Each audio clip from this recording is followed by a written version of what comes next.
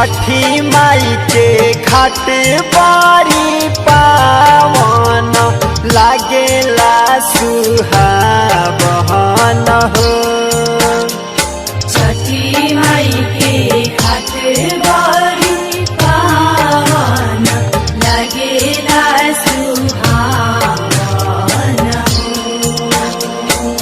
वही लोग के होखेला जुटावन लागेला सुहावन हो। छठी माई के घाट बारी पावन लागेला सुहावन हो।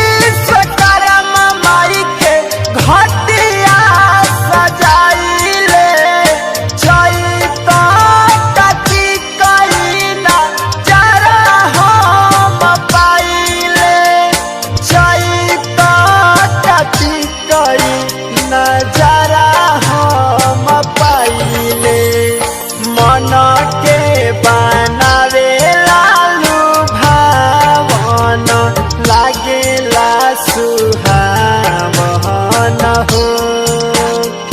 छठी माई के घाट बारी पावन लागेला सुहावन हो।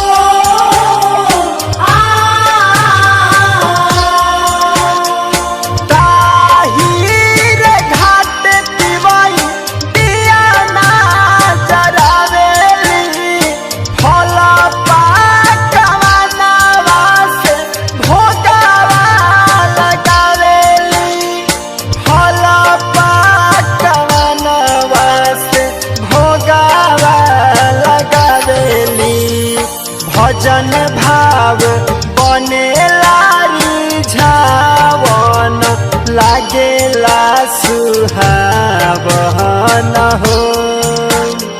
छठी माई के घाट बारी पावन लागेला सुहावन हो।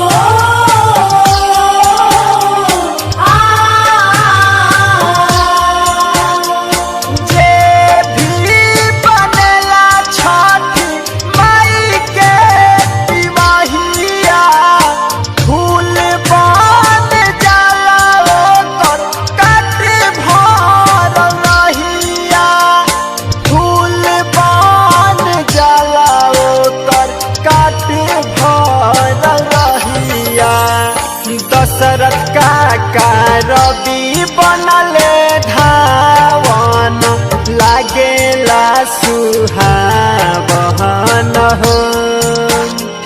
छठी माई के घाट बड़ी पावन लगेला सुहावन हो। छठी माई के घाट बड़ी पावन लगेला सुहावन।